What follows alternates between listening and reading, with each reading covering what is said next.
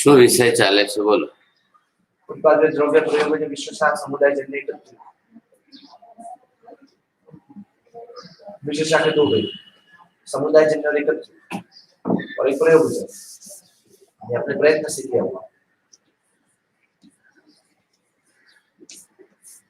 वेद किसके किसके पढ़े हैं यहाँ पर?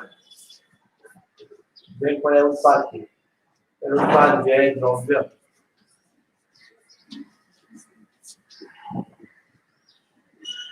ये भेद क्यों कर रहे हैं?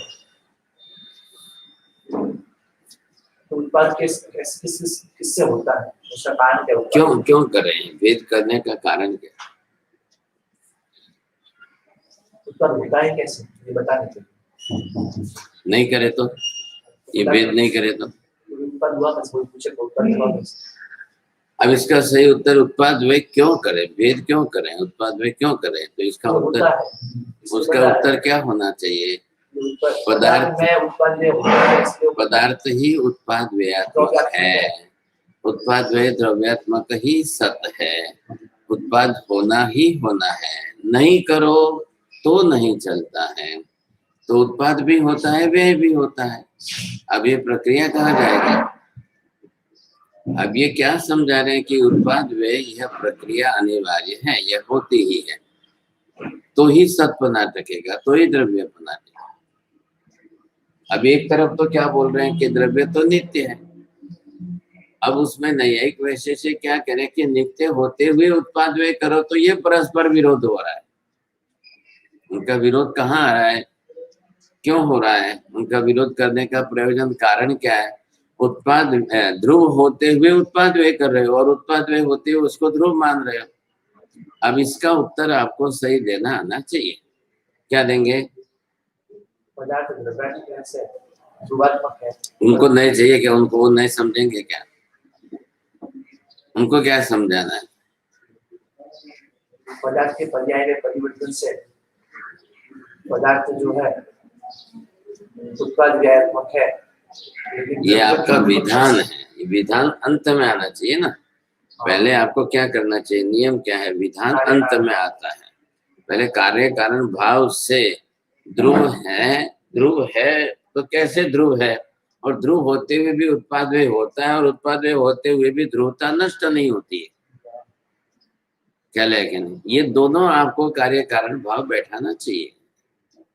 आपको बुरा तो लगेगा महाराज, लेकिन ये पढ़ाई का तरीका नहीं हुआ, आपने अभ्यास किया ही नहीं ध्यान से। आए यहाँ बैठे तब पुस्तक खोल दी, न सोच विचार चिंतन मनन न लेखन, तीनों ही छोड़ दे, और ये अभ्यास का तरीका नहीं होता है। अब ये प्राथमिक बात है, बरोबर, बिल्कुल प्राथमिक बात है। इतनी सी पहली बात के अंदर आपको नहीं जम रहा, बोलने में ही नहीं जम रहा है तो लिखेंगे कैसे? और बिल्कुल इतनी प्राथमिक कि जिसको हमने 10 बार घूट भी लिए, ख्याल आएगा। उदाहरण से सिद्ध करना वो एक तरीका है, और नियम सिद्ध करना, सिद्धांत बैठाना। मतलब क्या? सिद्धांत क्यों बैठाना है? सत्पना कब आएगा? तब ये उत्पाद व्यय द्रव्यात्मक होना रहेगा, तब आएगा। अब सत्पना आने से विद्यमानता है, विद्यमानता आने से, अस्तित्व आने से विद्यमानता है, और इसको अब कालिक माप में मापेंगे तब जाकर के नित्य कहेंगे। अब नित्यता आने से मतलब ये हुआ कि भाई पदार्थ अपने आप में ये जो मूल द्रव्य स्वरूप में है वो तो ध्रुव ही है। अब ये तो जो है ध्रुव होने के कारण न तो कोई इसमें कुछ हो सकता है, तभी ध्रुव रहेगा। उनका क्या मानना है? ध्रुव कब रहेगा कि उसके अंदर कुछ भी उत्पाद व्यय का मतलब नाश होना और उत्पन्न होना और नाश होना, उनको इतना ही दिख रहा है। ख्याल है? अब उनको ये दिखना चाहिए कि द्रव्य है तो द्रव्य इधर निश्चित रूप से जो है द्रव्य गुणात्मक है, गुणात्मक है तो द्रव्य निश्चित पर्यायात्मक। अब गुण और पर्याय के अंदर जो है, गुण में भी उत्पाद होवे और पर्याय में भी होवे, गुण में भी व्यय होगा और पर्याय में भी। अब ये प्रक्रिया उन्होंने स्वीकार नहीं की। प्रश्न कहाँ आया? ये प्रश्न क्यों हुआ? द्रव्य को द्रव्य के रूप में ही पकड़ा। अब द्रव्य गुणात्मक पर्यायात्मक है कि नहीं है, तो ये सीखना पड़ेगा।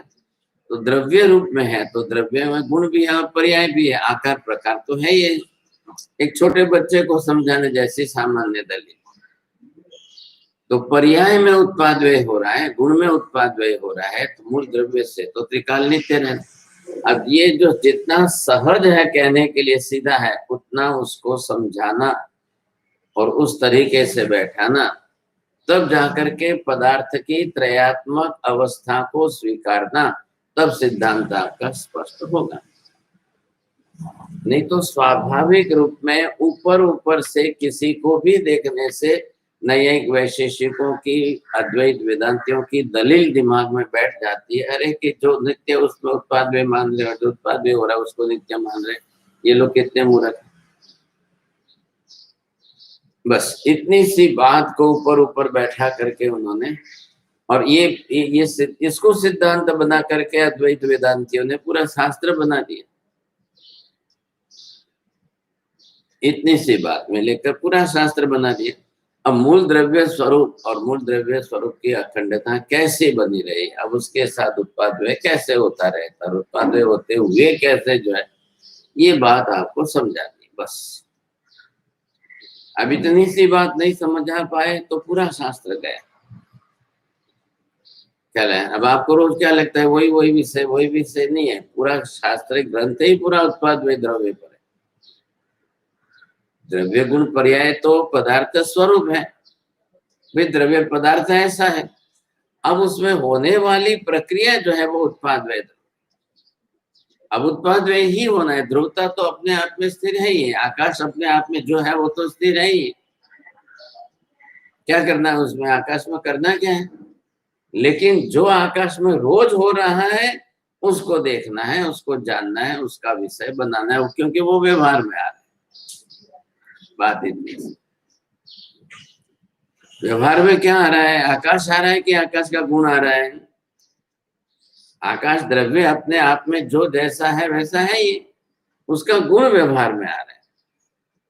धर्मस्थिका या धर्मस्थिका स्थिर स्थायी द्रव्य है, उनके गुण जो है वो व्यवहार में आ रहे हैं, उपयोग में आ रहे हैं। व्यवहार में आने का मतलब उपयोग में आ रहे हैं।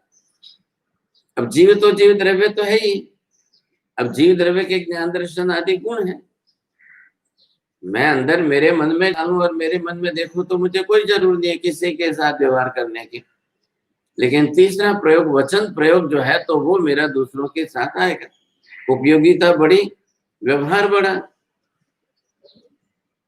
आप किसी के साथ बोलोगे तो व्यवहार होगा, किसी के साथ बातचीत करोगे तो व्यवहार होगा, और किसी के साथ बोलोगे और बातचीत करोगे तो किसी न किसी विषय में ही होगी।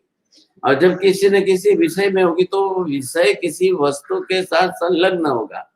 अरे मेरे को पेन देना, मेरे को पेंसिल देना, मेरे को लिखना है, लो ये वापिस।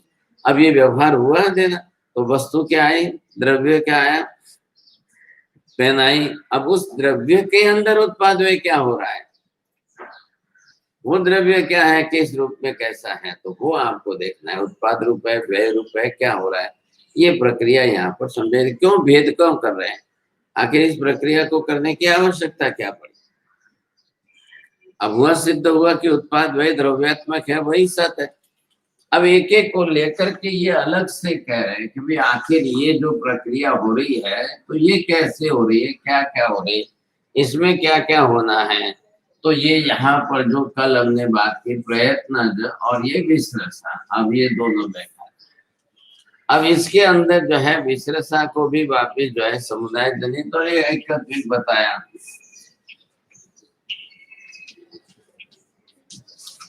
अब इसके अंदर क्या हो रहा है, इस समुदाय जनित कहा, एकत्विक कह रहे हैं, मतलब क्या कहना चाहते हैं, किस रूप में कहना चाहते हैं। उत्पाद हो रहा है। अब उत्पाद किस रूप में होगा, दो तरीके का होगा। वस्तु संयोग में आकर के भी उत्पाद होगी, संयोग नष्ट होने पर भी दूसरे पर्याय का उत्पाद होगा। तो जब भी बात आती है उत्पाद व्यय की बात आती है, किसमें लेनी है, वो गुण पर्याय में लेनी है। तो गुण पर्याय का आधार किसमें है, द्रव्य में, इसलिए व्यवहार द्रव्य क्या करना पड़ेगा। होता किस कारण है, गुण पर्याय के कारण। हाँ, तो गुण पर्याय के कारण होते हुए भी द्रव्य में व्यवहार होगा ना। हरे आम में से पीला बना और लाल बना, कड़वे में से मीठा बना खट्टा बना, तो ये भी क्या हुआ, तो व्यवहार किसका करेंगे? द्रव्य जिस समय जो पर्याय धारण कर लेता है उसकी संज्ञा बनती है। लिखो, जिस समय जिस पर्याय के ऊपर धारण करता है उसकी संज्ञा बनती है। हाँ, किसकी? पर्याय की। तो पर्याय की जो संज्ञा बन गई, अब व्यवहार किसका करेंगे आप?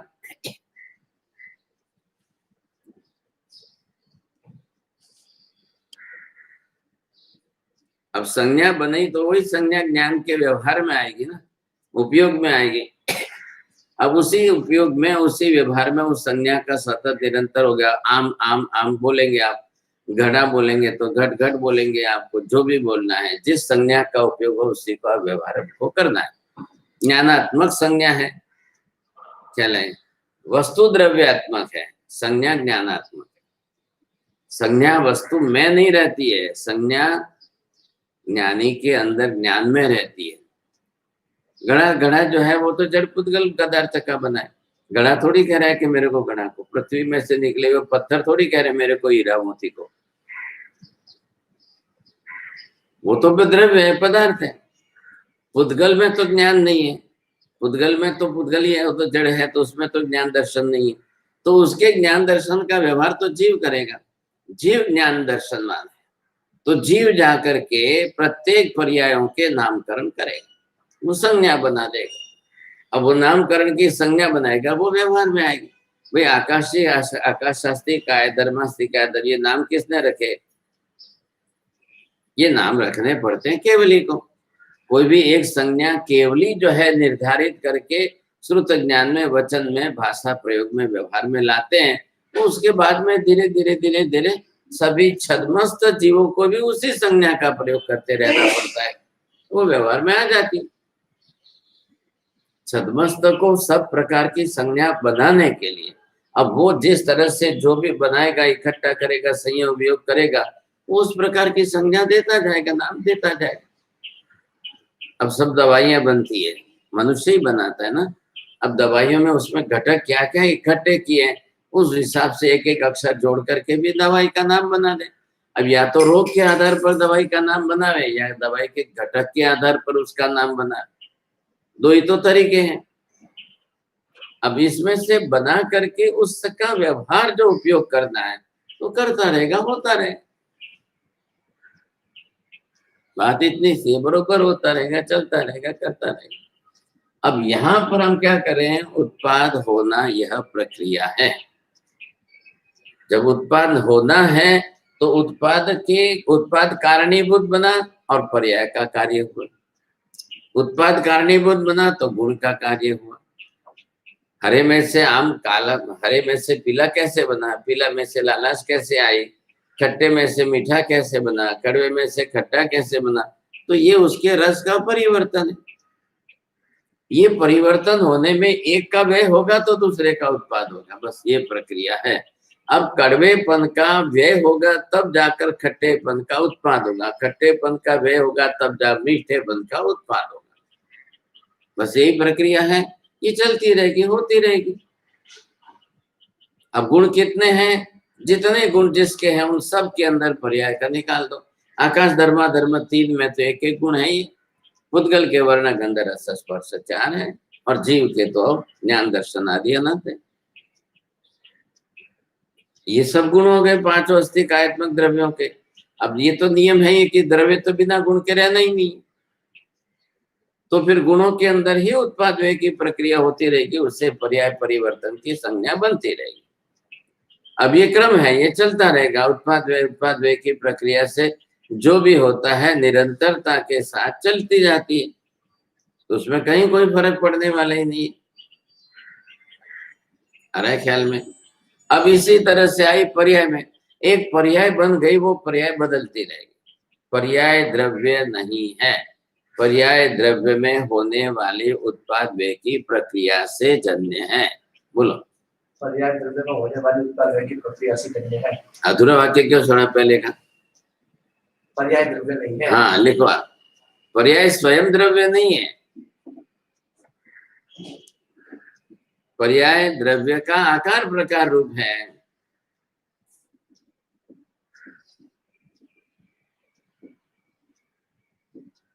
इसलिए पर्याय में उत्पाद व्यय की प्रक्रिया होनी है। पर्याय द्रव्य से जन्य, पर्याय स्वयं द्रव्य नहीं है। पर्याय द्रव्य से इसलिए, हाँ, पर्याय द्रव्य में होने वाली प्रक्रिया है। यह प्रक्रिया उत्पाद व्यय से होती है।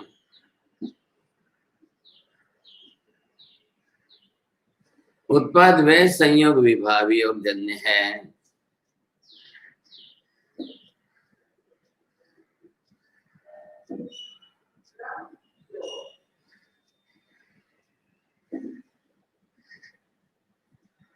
अब उत्पाद व्यय अनंत बार होता रहे तो भी, उत्पाद व्यय अनंत बार होता रहे तो भी मूल द्रव्य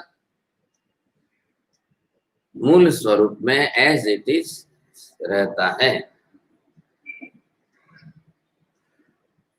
तो मूल द्रव्य ध्रुव सिद्ध हो गया।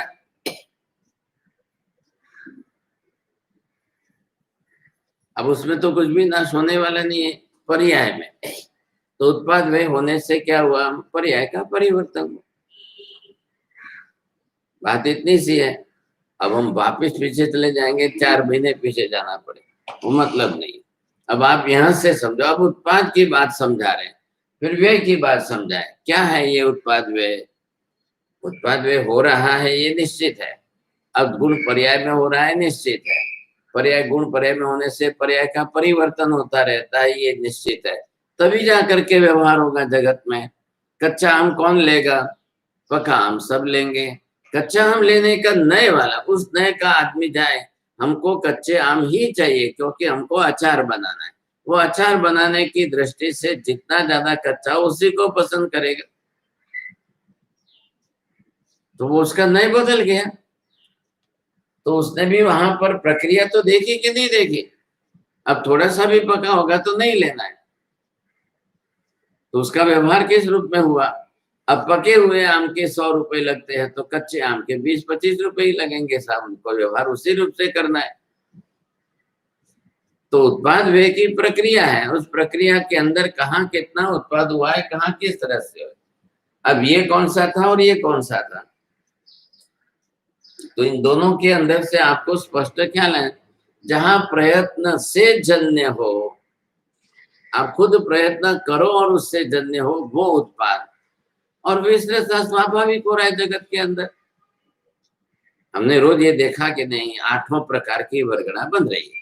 अब किसके प्रयोग से बन रही है, किसके प्रयत्न से बन रही है? उसमें जीव कुछ भी नहीं कर रहा है। संसार में जीव कितने हैं? अनंत अनंत जीव है। वर्गणाएं कितनी है? अनंत अनंत है। वर्गणा मतलब क्या?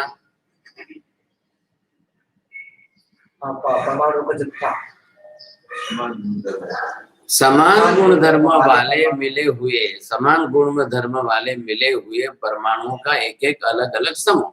अब वो वर्गणा है, तो वो समान गुण धर्म वाले परमाणुओं का मिलना, वो किसने मिलाया, किसने किया है? ये ऐसे मत बोले ना, एक ही बोलना है, दो क्यों बोले?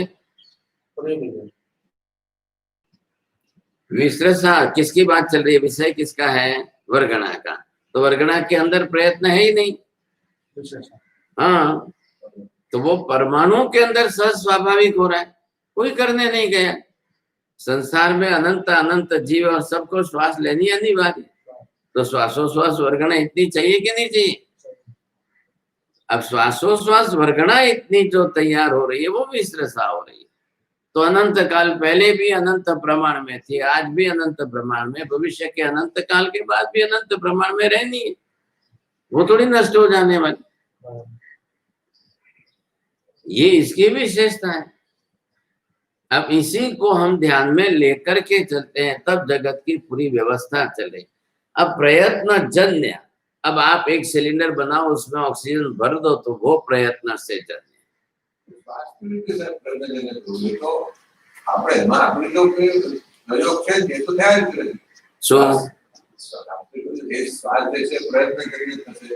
श्वास नहीं बोलो, श्वास आपने लेवानी क्रिया ने श्वास नहीं को, શ્વાસ લેવા માટે બહાર જે શ્વાસોશ્વાસ વર્ગના ગ્રુપ ઓફ એટમ્સ છે એ કોણ બનાવે છે? એનું નામ છે વિશ્રસા. એને જ કહેવાય. પણ એ ઉત્પન્ન થઈ ત્યારે ને. હા, ઉત્પન્ન અહીંયા શું છે? આ પણ એક જથ્થો પરમાણુઓનો છે, આ એક જથ્થો પરમાણુઓનો છે, આ એક જથ્થો પરમાણુ, હવે આ એક જથ્થો પરમાણુઓનો છે. પણ હવે આમાંથી જે છે એમને કઈ મળે એમ નથી, આમાંથી થોડા આટલાક જ મળ્યા. હવે એ અહીંયા ભેગા થાય છે. અહીંયા જે ભેગા થાય છે ત્યારે એને શ્વાસોશ્વાસ વર્ગના નામ અપાય. શું અપાયું? તો આમાંથી આ કેમ નહીં લીધા, એને આ કેમ ભેગા નહીં થયા? આના ગુણધર્મો જુદા, આના ગુણધર્મોમાં બિલકુલ આ ગુણધર્મ આવતા નથી. હવે આમાંથી જે છે એને ઘણા આટલા મળ્યા, આમાંથી આટલા, એ સમાન ગુણધર્મ વાળા હતા. એ બધા જે છે ભેગા થયા એક, ત્યારે આ એક વર્ગના શ્વાસોશ્વાસ વર્ગના થઈ. એ આપણે લેવાની, એ આપણે લેવાની ક્રિયા છે ના કારણે આયુષ્ય નામ કર્મ તમારું બાંધેલું છે. એ આયુષ્ય આના ઉપર ચાલે છે. એટલે દરેક જીવને લેવી અનિવાર્ય છે. ખાણમાં રહેલું પથ્થર પણ શ્વાસોશ્વાસ લે છે, ખાણમાં રહેલા સોનાના કણ પણ શ્વાસોશ્વાસ લે છે ને જીવે. એને એના પ્રમાણમાં છે. આપની નજરથી તમે કોઈને લંગ્સ ક્યાં છે, નાક ક્યાં છે એ નહીં જોતા. ઝાડ ઊભું છે ને ઝાડને શ્વાસોશ્વાસ લેવાનું કમ્પલસરી. હવે એ બધી વર્ગણાઓ થઈને, વર્ગણા જે છે કેટલી થઈ? આ બધી થઈને 8 જાતની વર્ગણા છે. હવે 8 જાતની વર્ગણા બધાને બનાવનારું કોઈ નથી.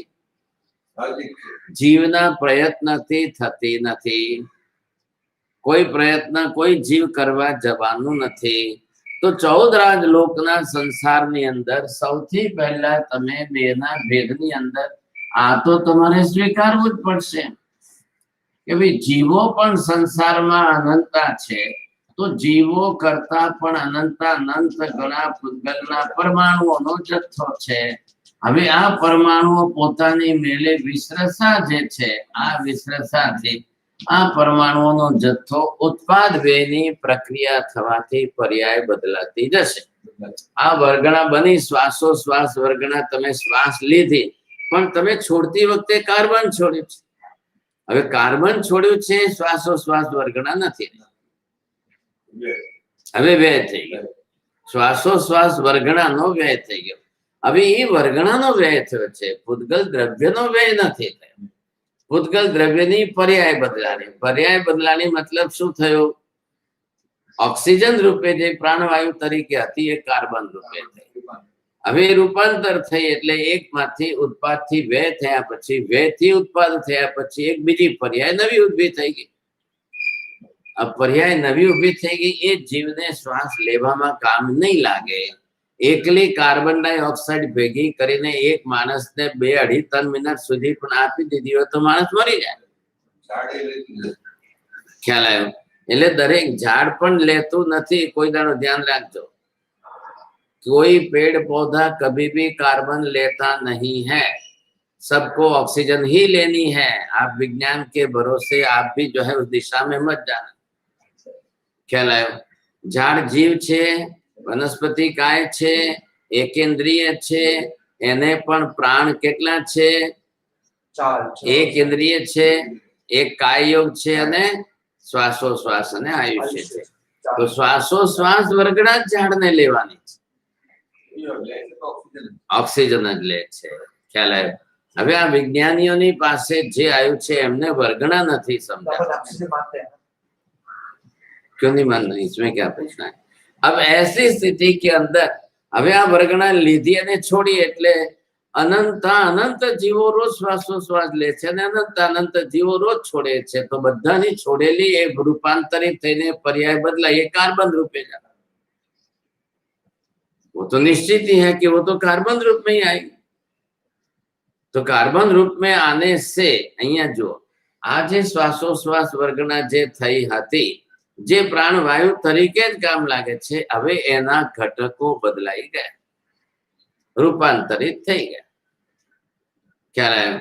હવે રૂપાંતરિત થઈ ગઈને પર્યાય જે બદલાઈ ગઈ એ હવે તો એના પરમાણુ જે છૂટા પડેલા છે એ આમાં જશે, આમાં જશે, આમાં જશે, આમાં જશે, એટલે પરમાणुની પોતાની गति स्थिति છે। तो वो खुद जाकर इकट्ठे होंगे, विसृष्टा वैसा भी स्वाभाविक है। अब वो जाकर इकट्ठे होंगे तो उसकी वापिस श्वासोश्वास वर्गणा बनती जाएगी। जो બધા જીવો એકલે ઓક્સિજન લેતા જાય ને કાર્બન છોડતા જાય તો એક દિવસ એવો આવે કે દુનિયામાં ઓક્સિજન ખતમ થઈ જાય, बचेगी नहीं, फिर तो प्राणवायु नहीं बचेगी, फिर आप क्या करोगे? अब ये व्यवहार में कहाँ आया आपको? 1 महीने से बंद घर है और दरवाजा खोलते ही आप अंदर जाते हो, बरोबर? तो अंदर भरी हुई जो है वो ऑक्सीजन जो है बदला ही नहीं है। अब उसको पहले अंदर से खिड़की दरवाजे खोलो, तब तक बाहर खड़े रहो। अब बाहर खड़े रहो, उसके अंदर जो बदलाने वाले घटक है वो बाहर निकले और नहीं आने लग जाए, तब अंदर का एटमॉस्फेयर ऑफ एयर बदलेगा। That is called the purification of atmosphere. अब वो किसके कारण होगा? सर्कुलेशन ऑफ द विंड, बस उसी से होने वाला है। अब वो बदलने के बाद आप जाइए, मिनिमम कितना टाइम लगता है उसको? 3। वो अंदर जो बड़ा हुआ था ऑक्सीजन भी था, कार्बन ज्यादा था, और वो ऑक्सीजन उनके अंदर से पर्याय परिवर्तन हुआ। अब पहली बात, वायु काय मतलब क्या हुआ? वायु काय मतलब वायु शक्ति है जिसका। हाँ, हवा के जो जीव है तो उसको भी तो श्वास लेनी है कि नहीं लेनी है? हाँ, ये पण जीव छे ने, एकेंद्रीय जीव। जो झाड़ ने 4 प्राण छे तो એને પણ 4 प्राण छे। आपने समझने की कोशिश नहीं की, विज्ञान ने कभी ये बात नहीं लाई। હવે આ જે છે આ હવા વાયુ કાયના જીવ છે। હવે એ વાયુ કાયની અંદર આ એના મુખ્ય જીવો છે। હવે જે એ અંદર જે રહે છે એ જીવો, એને પ્રાણ છે કે નહીં? તો એને પણ હવા લેવાની છે, એને ઓક્સિજન લેવાની છે। એ હવા એનું શરીર છે। વાયુ કાય શબ્દ શું છે? આની અંદર તમે વાયુ કાય શબ્દ લખ્યો, એટલે આ કાય શબ્દ જે તમને દેખાઈ રહ્યું છે આ એમનું શરીર છે। હવે આ જે શરીર છે એની અંદર રહેલા જે જીવ છે એ આ છે। હવે આ જે જીવ છે એ જીવો પણ અંદર છે, તો આ તો એમનું શરીર છે। તો હવે અહીંયા બંધ 1 મહિનાના બંધ હવાની અંદર આ વાયુ કાયના જીવો, એમને તો ઓક્સિજન લીધું કે નહીં? એમને શ્વાસોશ્વાસ લીધા કે નહીં? તો એમને કાર્બન તો છોડ્યું। તો હવે આ વાતાવરણમાં, અંદરના વાતાવરણમાં હવે શ્વાસ રહી કે ઓક્સિજન ક્યારે? ये બધું જ ऑक्सीजन कार्बन થઈ ગયું છે।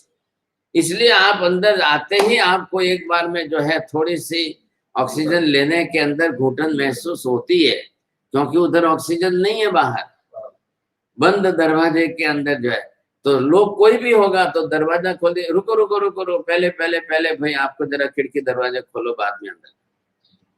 હવે જે દેરાસરોની અંદર અખંડ દીપક હોય છે એ દેરાસરમાં તો તમે સાંજે દેરાસર મંગલિક કર્યો, હવે અખંડ દીપક તો બળવાનું જ છે।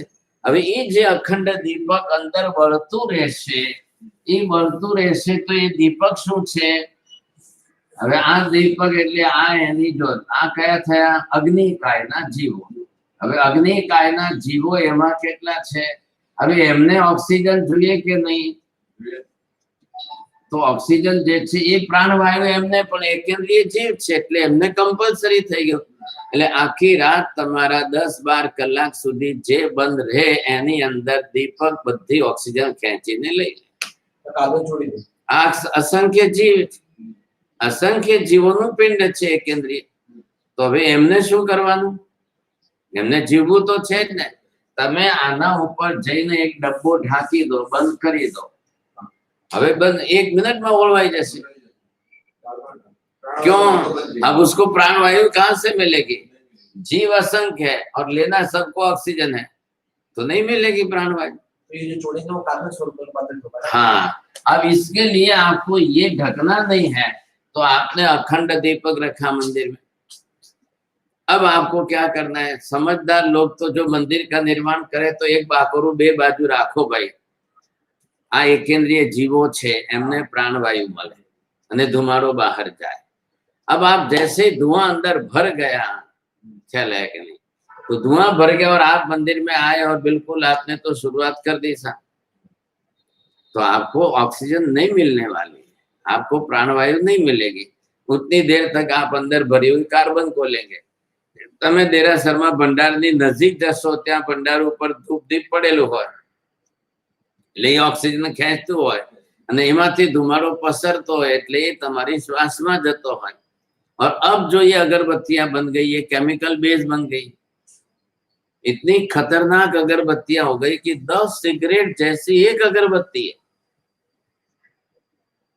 सिगरेट कितनी खतरनाक है. खतरनाक क्यों कहते हैं? सिगरेट से कैंसर होता है. क्यों होता है? कि उसमें टैनिन जो है वो एक जहर है. अब वो टैनिन जो अंदर का जहर है वो टॉक्सिन का काम कर रहा है. अब वो जाकर आपके लंग्स को खराब कर रहा है तो व्यक्ति को जाकर कैंसर होने के चांस ज्यादा है. अब 10 सिगरेट जैसी एक अगरबत्ती क्यों बन गई? कि उसके ऊपर सारे केमिकल डाले. अब वो ऑक्सीजन के अंदर जो है केमिकल घुल जाएंगे, हवा में तो घुलेंगे. अब आप श्वास लोगे तो आपको जाएगी सा. अब लोग राजी होते हैं, आपने जाप करूँ 6 बे अगरबत्ती लगा दो. अब उसके कारण लोगों को कैंसर होने चालू हो गया, अगरबत्तियों के कारण. अब ये प्रतिबंध होना चाहिए कि भूल से भी मंदिरों में सेंटेड सुगंधित अगरबत्तियां न वापरो. तो कौन सी वापरनी? सिर्फ गाय के गोबर की बनी हुई, और गोबर के अंदर गूगल और थोड़ा दशांग धूप मिला दो, बस हो गई अगरबत्ती. इसके बिना कुछ भी नहीं होना चाहिए, वो हाइजेनिक बनेगी. अब ये सब समस्या है. अब वैज्ञानिकों ने कितने प्रयोग किए. તમે બીજો કોઈ પણ દીપક લગાડો એ કાર્બન ઊભું કરે છે અને ચોખ્ખા ગાયનું એકદમ શુદ્ધ ગાયનું ઘી 100% પ્યોર ગાયનું ઘી એ દીપક તમે લગાડો તો એ દીપક એની અંદર 1500 થી 1900 cc સુધીનું ઓક્સિજન તૈયાર કરે છે. ગાયનું, બીજું નહીં. हाँ, ऑक्सीजन तैयार करे. क्या बात की आपको? गाय का घी का दीपक जलाया हो तो वो वहां से ऑक्सीजन के परमाणु खींचती है, तो ऑक्सीजन परमाणु बढ़ जाते हैं. अब मंदिरों में हवा पानी की आवश्यकता बहुत कम रहती है. मंदिरों के अंदर हवा का सर्कुलेशन, और उसमें भी गंभारे में तो आप कुछ भी नहीं रख सकते हो, तो ही गर्भद्वार कहते हैं उसको. अब वो गंभारा है और उसके अंदर आपको ऑक्सीजन बिल्कुल नहीं, और आपको वहां पूजा करनी है. अब 3 गंभारा है, 5 गंभारा है, 3 मूर्तियां हैं, 5 मूर्तियां हैं, 9 मूर्तियां हैं, तो आदमी को एक मूर्ति की 1 मिनट लगे तो 9 मूर्ति की 9 मिनट लगे, उसको कहां से ऑक्सीजन मिलेगी? इसलिए हम बाहर जो है गाय के घी का दीपक लगाते. अब घी मिलना मुश्किल हो गया है. अब ये घी जितना आ रहा है सब कत्ल खाने की, ये कत्ल खाने की चर्बियों वाला आ रहा है. अब चर्बी में से कार्बन ज्यादा बन रही है. तो गाय का ऑक्सीजन खड़ा करता है. हाँ, ये वैज्ञानिकों के प्रयोग है. अब उन्होंने प्रयोग किया कि पहले मंदिर में जाकर ऑक्सीजन का लेवल मापा, बरोबर. उसके बाद में गाय के घी का दीपक लगाया, उसका लेवल मापा, सीधे 1600 से 1900% की ऑक्सीजन बताई. अब दूसरे दिन क्या किया? गाय का दीपक नहीं लाया समझे कि दूसरे तेल का, तीसरी वस्तु का, किसी का, तो सीधे कार्बन के परसेंटेज उनके मापने में ज्यादा है. और ये क्या कर रहा है? ये पेट्रोल डीजल वगैरह, केरोसिन वगैरह, ये तो है ही जमीन के खनिज पदार्थ में से है, तो वो तो सीधे कार्बन बढ़ा रहा है. हाँ, अब इतना कार्बन बढ़ रहा है, इतना कार्बन का उत्सर्जन हो रहा है. आप अपने उपाश्रय में जहाँ रहते हो घूमो, पैर के अंदर इतना काला काला पड़ेगा, और फिर कपड़े पर पैर रखो, कितना काला दाग पड़ जाएगा. तो वो जो सारा वातावरण में आया है गाड़ियां चलने का धुआं, वो वहां जम गया. अब आपने पैर रखा, अपने कपड़े पर आया तब खबर. लेकिन अब यहाँ पर हम रोटी खा रहे हैं, गोतली वापर रहे हैं, आपको 30-40 मिनट तो लगेगी, तो आपके खाने में भी कार्बन तो गिर ही रहा है. लेकिन अब वो आंखों के देखने में, व्यवहार में नहीं आता है, चलता है. तो कपड़े पर आ रहा है तो कपड़ा काला हो रहा है तो पता चल रहा है. हाँ, उसी को कार्बन कहते हैं. લોકો જે છે ફ્રીજ ખોલે છે, ફ્રીજ ખોલતાની સાથે જે છે એમને ખબર નથી. अब फ्रिज में ऑक्सीजन होती नहीं है, फ्रिज में सब कार्बन ही बनती है. अब उनमें उसमें ले जा करके वनस्पति फल फूल जो भी सब रख दिया, तो ये वनस्पति का है तो उसको ऑक्सीजन चाहिए कि नहीं चाहिए? फल फूल પાંદડા બધા શું છે? वनस्पति બધા જે છે જીવત છે। अब वो ऑक्सीजन लेगी कि कार्बन लेगी? इसलिए जो है केला भी बिल्कुल ऐसा सड़ जाता है, જેને ચલિત રસ કહેવાય કે નહીં કહેવા, એમાં મૂકી રાખ્યા પછી ये आपने नींबू रखा है तो नींबू के ऊपर पीला दाग पड़ करके नींबू खराब हो जाएगा।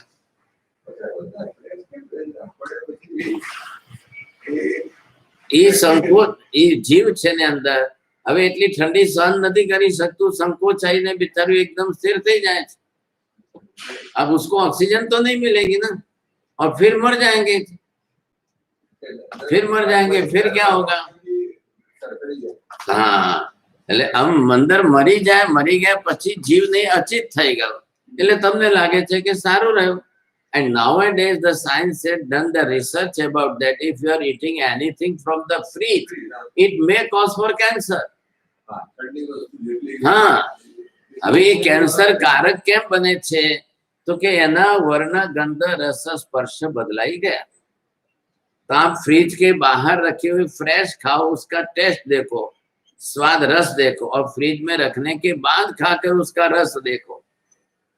अब उसमें जो परिवर्तन आ गया, तो वो परिवर्तन आपके शरीर में जाकर के या तो जो है कफ बढ़ाएगा। इसलिए फ्रिज का खाने पीने वालों को हमेशा कफ ही बढ़ता है। क्यों बढ़ता है? तो कि भाई मंदाग्नि बन जाती है, पाचन अग्नि मंद हो जाती है। अग्नि मंद हो गई और फिर भी हम खा रहे हैं तो वो अजीर्ण होगा। अजीर्ण में से जो गैस वायु बनेगा वो आपके पूरे शरीर को जो है खलास कर देगा। अजीर्ण बनता है, अपच होता है, इनडाइजेशन, और वो भी आपके शरीर में। तो ये सर्जन और विसर्जन, जब तक पेट साफ भी नहीं होगा तब तक भी आपकी क्रिया पूरी नहीं। अब पेट साफ भी नहीं हुआ फिर भी हम खा रहे हैं। अब भले आपने उपवास किया, उपवास की गर्मी से पित्त वृद्धि हुई और उससे मल जो है गठित हो गया, अब उसके बाद पेट साफ नहीं हो रहा है, फिर सुबह पारना करना है, शीरा खाना है, मूंग खाना है, बस यही है। तो ये क्रिया गलत हो रही है, तो शरीर उसको स्वीकार नहीं रहा है। એટલે ફ્રીજના કારણે જે કાર્બન વધી રહ્યું છે એના પરસેન્ટેજ ઘણા વધારે છે। एसी શું કરે છે? एसी कार्बन बढ़ा रहे। पंखे को कुछ देना नहीं है, पंखा खाली घुमाना है। एसी के अंदर लेकर के आपको दे रहा है, तो बाहर से तो हवा अंदर डाल रहा है, लेकिन वो खुद कार्बन का उत्सर्जन कर रहा है। एसी, तो इतना फर्क, कितना नुकसान हो रहा है। और लोगों में अक्ल नहीं है, और खुद एसी लगाकर बैठते हैं तो ये समझ नहीं आ रहा है कि उनको ऑक्सीजन नहीं मिल रही है। इसलिए एसी, हाँ, इसलिए एसी में बैठने वालों की ऑक्सीजन की डेफिशिएंसी बढ़ती है, और शरीर के सब अंगों को पूरी ऑक्सीजन नहीं मिलने के कारण ऑस्टियोपोरोसिस, रूमेटिज्म, आर्थराइटिस ये होना ही है। और सबसे पहले एसी में बैठने वालों की मंदाग्नि होती है, डाइजेशन वीक हो जाता है। अब डाइजेशन वीक हो गया तो गैस वायु पित्त बढ़ना ही बढ़ना, क्योंकि व्यवहार तो है ये खाने पीने का। अब पत्नी तो बनाएगी सब घर में, अब वो बेचारे ऑफिस में पूरी दिन ऑफिस में बैठ के रहे ना। वे तो लग्जरी भोगव, इसलिए ऑफिस में नीचे उतरे तो कार में एसी चाहिए। अब कार में भी एसी चाहिए, तो बेचारे को 2-10 मिनट के लिए ऑक्सीजन का प्रश्न बहुत बड़ा आता है। अब ऑक्सीजन का प्रमाण घट गया, तो ऑक्सीजन नहीं मिलने के कारण शरीर को नुकसान कितना होगा। शरीर की रिक्वायरमेंट ऑक्सीजन की है, और प्रत्येक अंग को each and every tissues of the body it requires the oxygen. That smallest tissue if it will not get the oxygen it may be die. अब वो शरीर के सब जो है घटक, वो स्नायु अंदर से जल जाएंगे, मर जाएंगे। इसलिए अभी ये कोरोना क्या करता है, वो ऑक्सीजन खींच लेगा तो आपकी सिस्टम बंद पड़ेगी। इसलिए सबको मापने लगे कोरोना कोरोना कोरोना, तो वो वेसल्स में जाता है और जहाँ करके कफ को इकट्ठा करके उसके बीच में अपना घर बना के रह जाएगा, तो ऑक्सीजन लेवल कम हो जाएगा। अब वो मल्टीपल फैलने लग जाते हैं अंदर जाकर, है तो सूक्ष्माणु ही है। अब वो मल्टीपल ग्रोथ बना करके शरीर में फैल जाएंगे तो कितने हो जाएंगे। अब वो जा करके अंदर कफ को इकट्ठा करके घर बनाना है, तो लंग्स में जा करके वो अंदर जो है कफ में घर बनाएंगे तो अब सीधे जीव को रेस्पिरेटरी सिस्टम श्वास लेने पर तकलीफ होगी, इसलिए सबसे पहले उसका श्वास लेवल मापते हैं। अब सबसे बड़ी दुर्दशा ये है कि अस्पतालों के अंदर जो इंजेक्शन दिए जाते हैं, ख्याल है कि उसके अंदर एंटीबायोटिक हैवी है, तो वो सीधे ही जाकर के एंजाइम्स को और इम्यून सिस्टम को डेड कर देते हैं, तो व्यक्ति ऑक्सीजन कहां से लेगा? ये उल्टा चल रहा है। जो 3 दवाइयां मेन है कोरोना की, वो हैवी एंटीबायोटिक के इंजेक्शन सीधे ही पेट में देते हैं और फिर उसके कारण उनका ऑक्सीजन लेवल गिर जाता है तो बोले अब चढ़ाओ इसके ऊपर, ऑक्सीजन के सिलेंडर ऊपर रखो या फिर जो है ये लाइफ सेवियर के ऊपर रख दो बस। तो ये सबसे खतरनाक है। ऊपर से उनके वहां से छूटकर घर के अंदर आने के बाद प्राणायाम करो, आपका ऑक्सीजन लेवल बढ़ जाता है। તમારે કઈ નથી, ખાલી જે છે સૂંઢ મરી પીપર શું કરે છે, કફ ને ઉગાડે છે, કફ કાઢે છે। એ કફ કાઢ્યું એટલે કોરોનાના વાયરસને કફ જે ઘર કરવા માટે મળતું હતું એ નહીં મળે,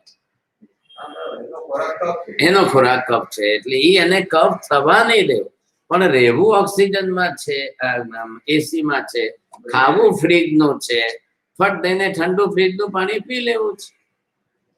पूरी पूरी अंदर की गुणधर्म की प्रक्रिया बदल गई ना। उद्गल में वर्ण गंध रस स्पर्श, स्पर्श में क्या आया? ठंडा गरम। पेट को आपको गरम चाहिए, जिसका डाइजेशन बरोबर नहीं, उसको खाने के बीच में 1 कटोरी गर्म पानी पीना है, तो उसको खाया वो पचाइए। अब ये मूर्ख के सरदार ऊपर से आइसक्रीम खाते, पहले मिठाई खाएंगे काजू कतरी और फिर उसके ऊपर आइसक्रीम खाएंगे। अब ये सब वेस्टर्न कल्चर ने जितने लाए, तो वेस्टर्न, अरे आइसक्रीम से क्या होगा? पाचन मंद पड़ गया ना, और खाई बादाम पिस्ता की काजू कतरी खाई तो वो पचेगी नहीं और ये सीधा ही कफ बन जाएगा, तो ऐसे करके सीधा डायबिटीज उनको बढ़ने लग जाएगा। शरीर के अंदर बैलेंस नहीं होगा ना। आपने काजू कतरी में कितना है? काजू से 10 गुनी शक्कर है, तो इतना डिसॉल्व कौन करेगा शक्कर अंदर? ये नेचुरल सिस्टम जो है, प्रक्रिया जो है, अब ये इतनी चीजें सब समझाकर महिलाओं को आप बुद्धिमान करो और फिर वो रसोई में सुधारा करे तो एक बच्चा भी घर का बीमार नहीं पड़े। अब महिलाएं बेचारी जाती है फैशन में, अब उनको क्या करना सर? और घर सब सजाया है लग्जरियों से भर करके, कयो घर तमने फ्रीज वगैरह नु मलवानु छे। आज तो सबसे पहले फैशन ही हो गई। आर्किटेक्चर डिजाइन करेगा आ फ्रीज ની જગ્યા, આ ઓવન ની જગ્યા ને આ મેક્સિમ જગ્યા ને આ એની જગ્યા ને પહેલાથી કન્સ્ટ્રક્શન જ, એટલે તમારે આ માપનું ફ્રીજ અહીંયા લાવીને મૂકવાનું। હવે જેને જે દીકરીના લગ્ન કરવાની સગાઈ કરવાની છે પહેલા ઘર જોવા જાય, બધું છે, માઇક્રોવેવ છે, ઓવન છે, ફ્રીજ છે, બધું છે, એક દીકરીઓ घर જોવા જાય। ના ના હવે બરોબર છે, હવે બરોબર છે, વેવાઈ વેવાણ બધા ભેગા થાય। हाँ बोलो, फ्रिज नहीं है तो लड़के नहीं थे।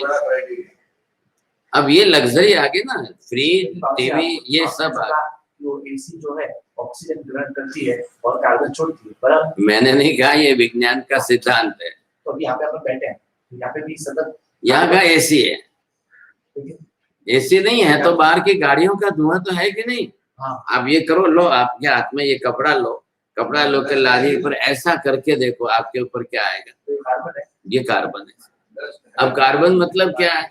जो डीजल पेट्रोल गाड़ियों के अंदर है, उसने अग्नि के साथ उसका पर्यायांतर क्या, रूपांतर, वही पर्याय रूपांतर से उत्पाद हुई लिक्विड फॉर्म में, प्रवाही स्वरूप में डीजल पेट्रोल था, वो जल करके धुएं के रूप में आया। न तो पृथ्वी का है न कुछ है। अब ये पर्यायांतर हुआ, अब हवामान के अंदर सब जगह का ये फैल रहा है। एक दिन की यहाँ 1 लाख गाड़ियां आती जाती है। अब 1 लाख गाड़ियों का धुआं कितना हुआ? अब कहाँ जाएगा सर? कहाँ जाएगा? अब यही तो जर है। अब इसको बाहर आप ऑक्सीजन का लेवल मानो तो इसके अंदर कार्बन कितने हैं, नाइट्रोजन कितनी है, मीथेन गैस कितनी है, एल्कोहल गैस कितनी है, हीलियम गैस कितनी है, सब गैस में से 4% ही ऑक्सीजन आएगी। माइनस नहीं 4% गिनो। अब 4% ऑक्सीजन है तो इस एरिया में रहने वाले 2 लाख है कि 10 लाख है।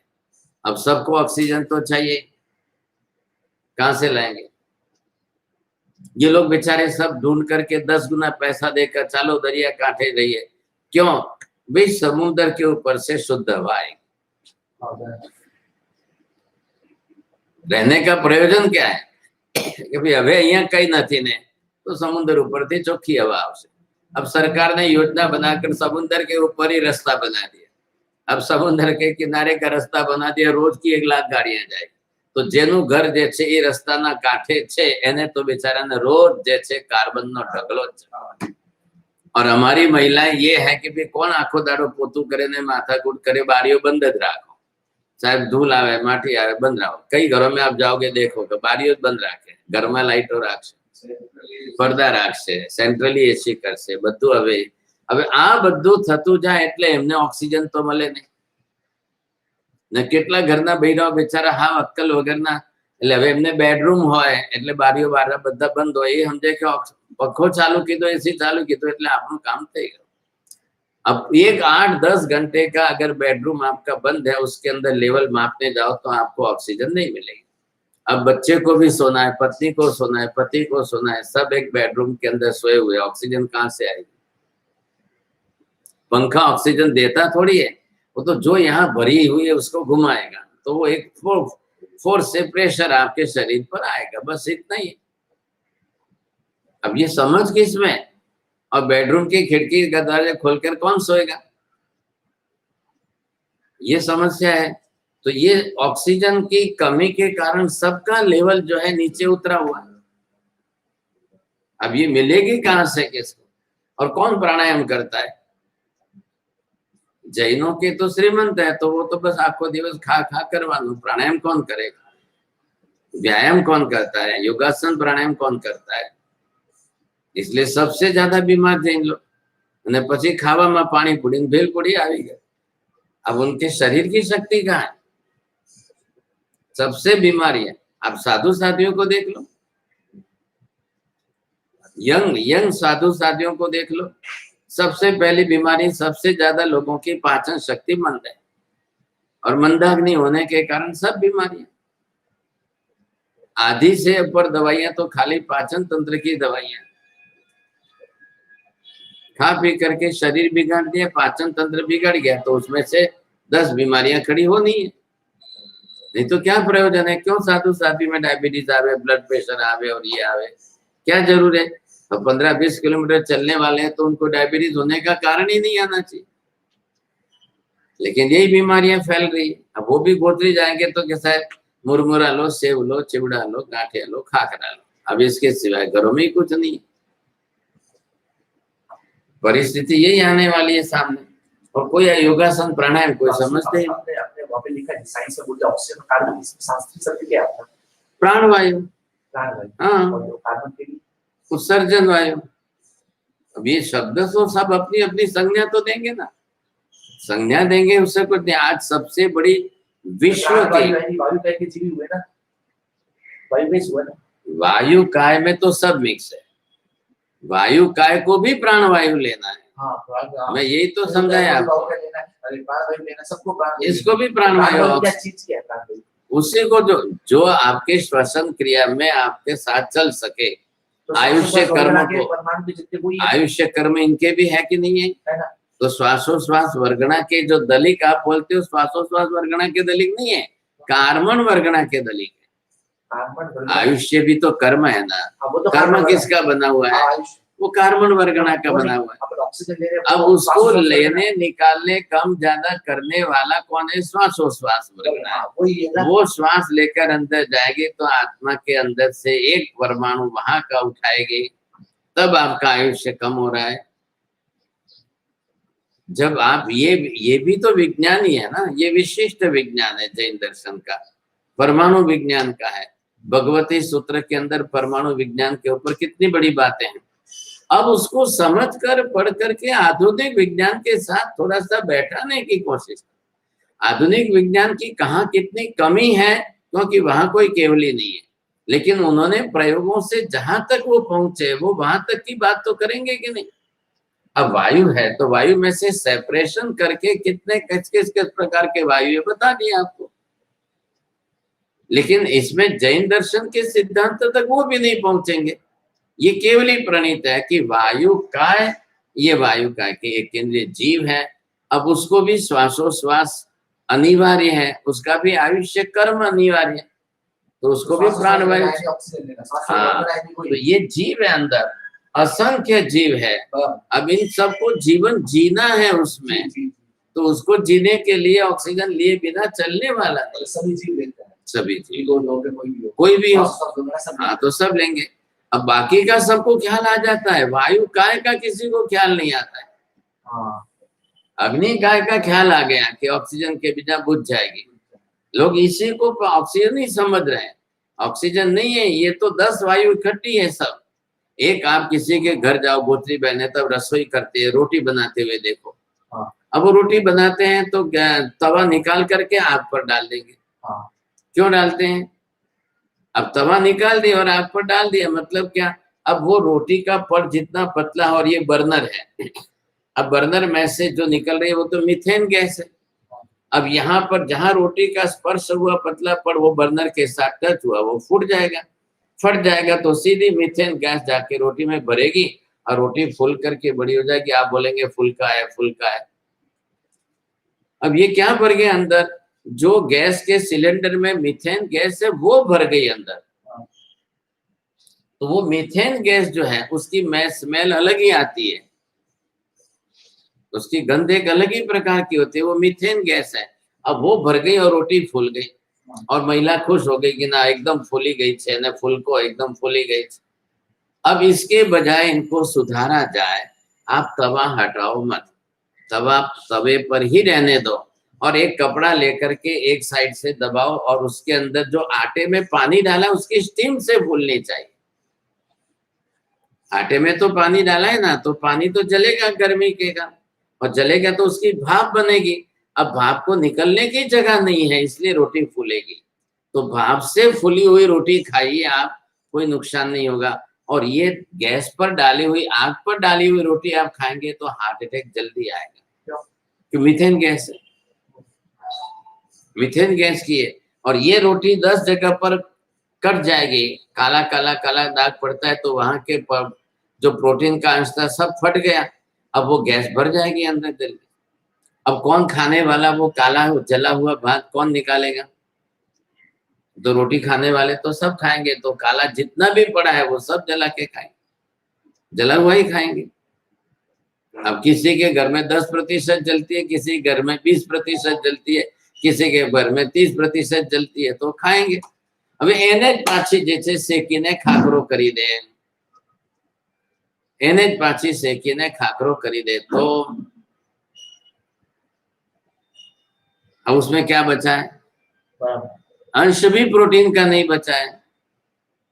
अब प्रोटीन का अंश भी नहीं बचा है और वही खाना है और राजी हो गए, हाँ साहब मैं 2-3 खाखरा खाता छे। मिला क्या? शरीर को प्रोटीन नहीं मिला। बहुत ये साइंस के साथ बैठा करके इसको सेटिंग करोगे तो ही बात बैठेगी, नहीं तो नहीं बैठेगी। बहुत है, बहुत कुछ है, सब है। अब किसको जानकारी, अभ्यास नहीं करना है, अब अभ्यास करके उसमें सुधारना नहीं करनी है। इसलिए हमारे पूर्वज क्या थे उस समय, जो ये गैस तो थी नहीं, तो गोबर और लकड़ी जलाकर रोटी बनाते थे और उसमें तो रोटी नीचे रखने की सवाल ही नहीं थी, इसलिए तवे पर ही होती, और तवा भी मिट्टी का होता था, तो रोटी जलने की, रोटी फटने का कोई प्रश्न ही नहीं आता। तो उस जमाने के अंदर ये हार्ट अटैक का प्रमाण जो है 10% नहीं था, और आज हार्ट अटैक का प्रमाण आ गया 70%। अब ये बीते 100 बरस के अंदर 70%, और सब यही रोटी खा रहे ना। महिलाओं को भी ज्ञान का है, समझ का है, और फिर वो जो बनाएगी वही साधु साध्वी को भरे। अब कौन साधु साध्वी जाएगा पूछेगा तमे गैस ऊपर रोटी फुलावी छे के तवा ऊपर फुलावी? अब वो कौन जवाब देगा? तो बेचारा पात्रा खाली लेके घर में आए। अब आप या तो आप ये करो, रास्ता रोटी खाना ही छोड़ दो। काका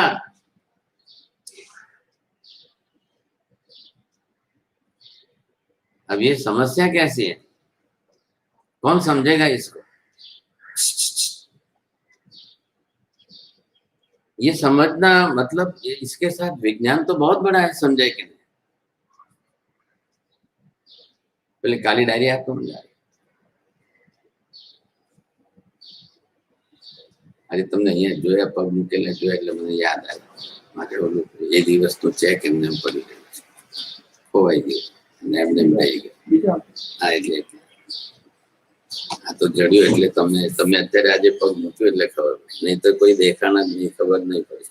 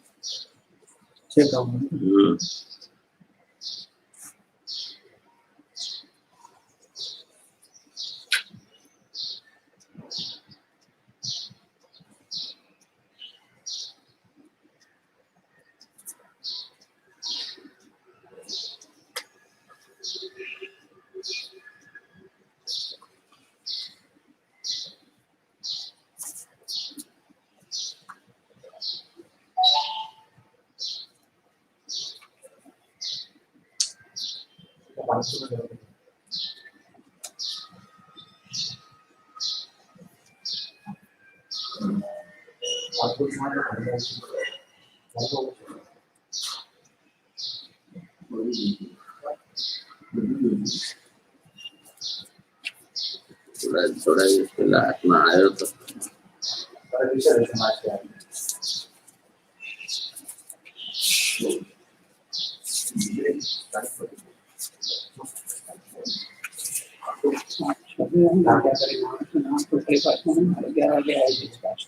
हाँ तो शोधी रखो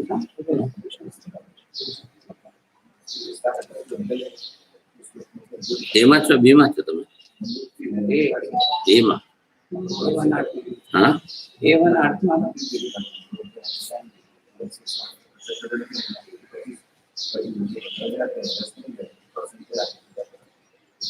સારું આવે છે આવે તો ગોઠી વાળીને જતા રહે, એમને ખબર ખ્યાલ ના આવે ને આજે તમે પગ મૂક્યો ને મને અચાનક યાદ હા શોધી રાખો વચ્ચે રાખજો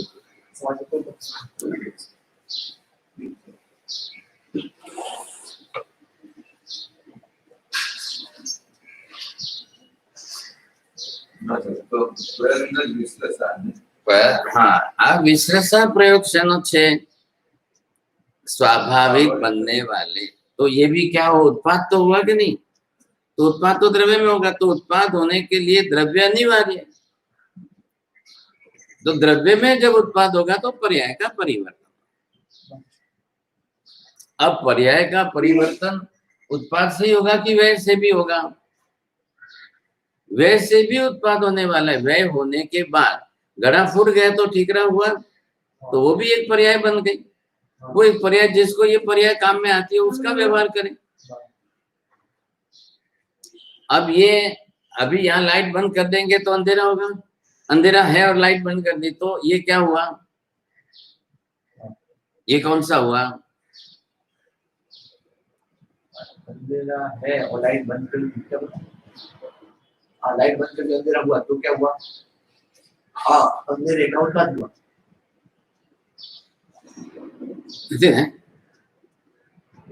अब व्यय से उत्पाद, उत्पाद से व्यय, हाँ बराबर, मतलब क्या हुआ, पर्याय का परिवर्तन दोनों तरफ से हुआ, उत्पन्न होकर के भी नष्ट हुआ, नष्ट होकर के फिर उत्पन्न हुआ, यही तो प्रक्रिया चलेगी. आज हमारा जीव है, अब ये शरीर हमने धारण किया है तो इस समय हमारा व्यवहार इस उत्पाद में चलेगा, अब कल आप इसको छोड़ दोगे तब,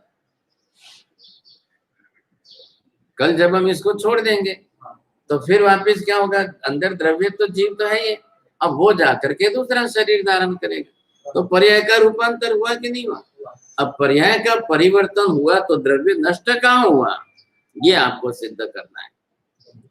जीव द्रव्य नष्ट नहीं हुआ है, ये पुद्गल पर्याय जो धारण की हुई थी ये नष्ट हुई, इसलिए इस पुद्गल पर्याय को हम शरीर को जला देते हैं.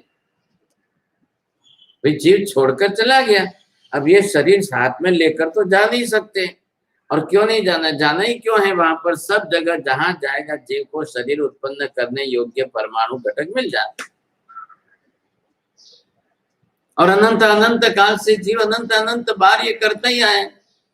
मैं यहाँ से देवलोक में जाऊं तो ये औदारिक शरीर तो वहां काम आने वाला ही नहीं। वहां वैक्रिय वर्गणा मुझे उपलब्ध है तो वहां मुझे लेकर के शरीर बना लेना है। अवैक्रिय वर्गणा तो यहाँ पर भी है लेकिन मैं ले नहीं सकता हूँ, मैं बना नहीं सकता हूँ। आज मेरे पास सामने लेने बनाने के लिए औदारिक वर्गणा है।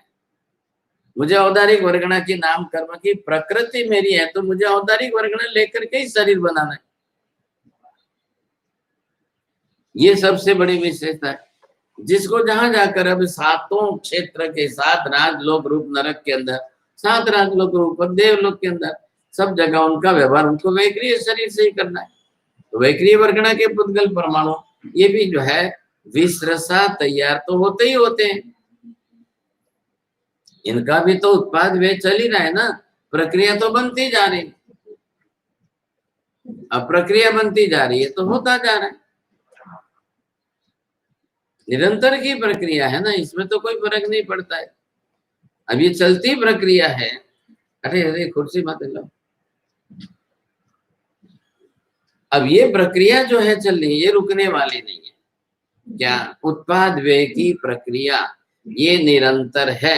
14 राजलोक के अंदर सतत ये सब जगह पर होती ही है, होती ही रहती है, इसमें कोई रुकना नहीं है। और कब रुकेगी, उत्पन्न होने पर भी या तो द्रव्य नष्ट हो जाए या व्यय होने पर द्रव्य मूल द्रव्य नष्ट हो जाए। अब मूल द्रव्य भी नष्ट होता ही नहीं तो उत्पाद व्यय होता ही रहेगा। अब आत्मद्रव्य है तो आत्मद्रव्य अनादि अनंत काल है, वो कब नष्ट होने वाला है। अच्छा पुद्गल द्रव्य है तो परमाणु रूप में पर्याय का परिवर्तन है, पुद्गल समूल नष्ट कब होने वाला है, तो उत्पन्न हुआ व्यवहार तो चलता ही रहेगा, तो पर्याय का परिवर्तन। अब रही बात कितनी आकाश धर्मास्ति काया धर्मास्ति काया, ये भी द्रव्य के रूप में तो त्रिकाल नित्य ही है, इनके अंदर भी कुछ परिवर्तन नहीं होना है, कभी भी नहीं होना है। सतत हमेशा के लिए आकाश त्रिकाल नित्य शाश्वत बना रहेगा, धर्मास्तिकाय द्रव्य त्रिकाल नित्य शाश्वत अस्तित्व बना रहेगा, अधर्मास्तिकाय द्रव्य भी त्रिकाल नित्य शाश्वत अस्तित्व बना रहेगा। तो भले ही बना रहे तो क्या होगा, उनके अंदर सिर्फ आपको जो है ये जीव यहाँ आया, ये जीव यहाँ गया, ये जीव यहाँ पर आया, ये जीव यहाँ गया, वही पुद्गल के परमाणु भी है, ये यहाँ आया, ये यहाँ गया, ये यहाँ आया, ये यहाँ। अब गति आगति इनकी इतनी निरंतर अखंड धारा में रहेगी तो प्रति समय आकाश में धर्मास्तिकाय में अधर्मास्तिकाय में भी पर्याय का उत्पाद व्यय होता रहेगा। ख्याल है, होना ही है। आप वहां से यहाँ पर आए, 2 घंटे आपको गए और उसके बाद में मूल स्थान पर पहुंचोगे। अब कबूतर यहाँ बैठा उड़ करके वहां गया, अब कोई आकाश सबके लिए थोड़ी ध्यान रखने वाला है, तो किसी के लिए वो परिणत द्रव्य ही नहीं है, परिणमन की क्रिया उसमें होनी नहीं है। अब पक्षी जो जहाँ बैठा उसको आवश्यकता लगी, फट से वहां गया, वहां जाकर के उसने खाया पिया, वापिस आकर के अपने घर में बैठ गया। अब परमाणु भी है तो परमाणु के अंदर की गति तो निरंतर है, तो वो तो होती रहनी है। तो 2 ही है परिणमन वाले द्रव्य, 2 है। परिणमन मतलब क्या, तो कल बोला वैसे मत बोल लेना, जाने दो, फिर मैं पूछता ही नहीं। यहाँ परिणमन मतलब या तो रूपांतर होना, या स्थानांतर गमन होना, या क्षेत्रांतर गमन होना, या कालांतर गमन होगा, ये सब परिणमन है। रूपांतर गमन होना परिणमन है। आम खट्टा था उसमें से मीठा बन गया, परिणमन हुआ। अब हरा था उसमें से पीला बन गया, आम परिणमन हुआ है। वस्तु कच्ची थी और पक गई और तो उसके अंदर परिणमन हुआ है। अब वो वैसा परिणमन तो आकाश धर्मास्तिकाय में तो होने वाला नहीं है। क्या होगा, यहाँ आकर के आपने एक बॉम्ब फोड़ दिया, आपने यहाँ आकर के एक साथ में सब जला दिया, क्या परिणमन होगा। आकाश में तो कुछ नहीं हुआ ना, धर्मास्तिकाय में कुछ नहीं हुआ। क्यों नहीं हुआ, उसके परमाणु तो है नहीं, तो वो चलेगा क्या। आप बात समझने की कोशिश करो। जो परमाणु जन्य नहीं है, जिसके परमाणु पिंड बने हुए नहीं है, उसको जलना नहीं, उसको नष्ट होना नहीं है। तो आकाश भी है, धर्मास्तिका है, धर्मास्तिका, ये परमाणु के बने हुए पिंड द्रव्य तो नहीं है। जीवात्मा भी जो है ये भी नहीं है। जीवात्मा परमाणु के पिंड स्वरूप में बनी हुई है? नहीं, आत्मा प्रदेश उसके अखंडित है। अब जिस परमाणु जन्य एक ही पदार्थ है, पुद्गल। अब पुद्गल के अंदर ही सिर्फ उसको जो है पर्याय का परिवर्तन उत्पाद से होगा। वो परिणमन वाला द्रव्य है, जीव परिणमन वाला द्रव्य है। अब दूध में शक्कर घुल गई, नमक पानी में नमक घुल गया, क्या हुआ? परिणमन हुआ। ख्याल आया क्या नहीं? अब ये परिणमन रूपांतर हुआ। दूध जो पहले मीठा नहीं था, अब दूध मीठा बन गया। अब दाल जो है पहले खराश वाली नहीं थी, अब वो बन गई खारे। अब ये जो है परिणमन होना ही। तो ये तो पुद्गल के परमाणु में हुआ। अभी मैंने आपको कहा कि अंधेरा था और दिन हो गया, तो क्या हुआ? सूर्योदय। अब सूर्योदय से उसका प्रकाश फैला, तो अंधकार के परमाणु थे और वही वापिस रूपांतरित हो गए। तो क्या वर्ण है कि नहीं है? वर्ण, गंध, रस, स्पर्श किसका है? पुद्गल का है। तो उसमें क्या हुआ? पुद्गल के जो परमाणु अंधकार रूप में थे वो प्रकाशित हो गए। उसके ऊपर ये परमाणु है और परमाणु के ऊपर बाहर से आए हुए प्रकाश की किरणें उस पर बैठी। तो पुद्गल को क्या होना है? पुद्गल के परमाणु तो जो है जैसे वैसे ही है, उसको तो कुछ होना नहीं, वो तो वैसा ही है। अब कोशिश करो समझने की। पुद्गल को क्या हुआ? पुद्गल के परमाणु को क्या हुआ? पभा छाया तवे ही वर्ण रस गंधा भाषा पुद्गलानम तो लक्षणम। अब ये जो है सब उसी के लक्षण है, तो ये तो उसकी पर्याय का परिवर्तन है। तो उत्पाद वह उसके अंदर हुआ। अभी सूर्य की किरणें आई इसलिए हुआ, सूर्य की किरणें गई तो वापिस जैसा था वैसा आपको दिखाई दिया। तो आप अंधकार से और इसमें अब यहाँ पर जो है किसका व्यय? उत्पाद व्यय। उत्पाद के बाद व्यय की प्रक्रिया आई। तो जैसे ये हम समझ रहे हैं उत्पाद की, वैसे आपको व्यय का भी समझना है। ये जरूर है कि आप प्रयत्न से करेंगे, तो जो प्रयत्न से करेंगे तो उसको जीव को ही करना पड़ेगा, तब होगा। अब ये जब आप करेंगे तो विश्रसा के अंदर जो है ये हमने यहाँ पर दो जो हुए हैं। अब इसके अंदर ये कौन सा था? दूसरा भाग एकत्विक का भाव था। एक समुदाय जन्य था और एकत्विक भाव का था। एकत्विक भाव के अंदर कैसे होगा और एकत्विक समुदाय के अंदर कैसे होगा? द्विविध नाश पणे जाने एक रूपांतर परिणाम रे, अर्थांतर भाव गमन वाले बीजो प्रकार अभिराम रे। अब ये इसके अंदर पर प्रत्यय धर्माधिकतनो नियम ही बाकी उत्पाद रे, निज प्रत्यय पण तेहज कहो जानी अंतर नय वाद रे। अब इसमें न ला करके हम अपनी अपनी तरह से अलग अलग विवक्षा करते हैं, और वैसे ही विवक्षा करते हैं तब जाकर के उनके अंदर पर्याय का परिवर्तन हमको करना है। चले, अब वो उसमें क्या हो रहा है, कैसे हो रहा है? अब वो अपने ज्ञान दर्शन से जान करके देख करके आप उसको भाषा में व्यवहार करेंगे। वो भाषा व्यवहार आपका कैसा होगा? आपको इसमें से लाकर भाषा का व्यवहार करना है ना, तो वो कैसे करेंगे आप? उसके लिए आपके पास उसका ज्ञान दर्शन सही चाहिए, समझ आपकी सही चाहिए, तब होगा, नहीं तो नहीं होगा। तो ज्ञान दर्शन हो रहा है कि नहीं हो रहा है? आपको अंदर से बोध आपको सही हो रहा है कि नहीं हो रहा है? तो वो बोध आपको देखना है। तो केवली को बरोबर हो रहा है। पूरी प्रक्रिया सारे लोक में जितने पदार्थों में जो कुछ हो रहा है केवली के ज्ञान दर्शन में स्पष्ट हो रहा है, तो वो तो दिखेगा ही। तो केवली जो है अपने केवल ज्ञान दर्शन में जो उसके अंदर उत्पाद व्यय की प्रक्रिया हुई और पर्याय का परिवर्तन हुआ, वो जाकर के श्रुत ज्ञान में कहा, तब जाकर के शास्त्रों की रचना हुई और तब जाकर के लोग व्यवहार में वैसी संज्ञाएं आई, बन करके आई।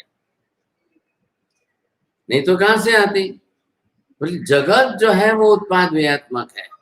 अब केवली के ज्ञान दर्शन से, हमारी दृष्टि से नहीं, केवली के ज्ञान दर्शन से आप देखेंगे, आपको पता चलेगा। अब केवली का वचन प्रति समय लोकमा उत्पादवेनी प्रक्रिया सतत थती रहे छे। अब इस वाक्य रचना में क्या गलत आया? क्या बोलो, वाक्य क्या हुआ? प्रति समय लोकमा उत्पादवेनी प्रक्रिया सतत थती रहे छे। बराबर। अब प्रति समय शब्द हमने लगाया और उत्पाद व्यय की प्रक्रिया जो प्रति समय हो रही है, तो क्या हो रहा है उसके अंदर? उत्पाद व्यय हो रहा है। उत्पाद व्यय हो रहा है तो पर्याय बदलेगी। तो प्रति समय जगत बदलता है, ये वाक्य रचना भी करो तो बरोबर है। ये भी वाक्य रचना आपकी चल रही है, दोनों तरफ से है तो कोई निषेध नहीं है। ख्याल है कि नहीं? दोनों तरफ से है तो उत्पाद व्यय की प्रक्रिया तो चलनी ही चलनी है। आपने ये जन्म लिया और शरीर धारण किया और आप 100 साल तक व्यय न करो इस शरीर का, बरोबर है। लेकिन शरीर के अंदर प्रतिदिन हमारा खाना पीना जीवन जीना जो है, तो उसमें भी चयापचय मेटाबॉलिक चेंजेस जो है ये तो होते ही रहेंगे। मेटाबॉलिक चेंजेस जो होना है वो होना ही होना है, वो होते ही रहने वाला है। अब ये भी खाली पर्याय का परिवर्तन है। अब पर्याय परिवर्तन के निमित्त को विचार कर लो सामने, समझे कि नहीं? अब ये कोरोना है, अब कोरोना के अंदर क्या हुआ है? व्यय किसका हुआ है? लोगों की इम्यून सिस्टम का व्यय हुआ है। इम्यून सिस्टम मतलब क्या? रोग प्रतिकारक क्षमता, ये रेजिस्टेंस पावर जे छे ये कम हुआ। क्यों कम हुआ? हमारा आहार विहार वैसा नहीं रहा, उसके कारण आपने अपने आहार विहार को शुद्ध न रखने के कारण तेजस नाम कर्म की प्रकृति आपके शरीर में कम पड़ रही है। क्या है?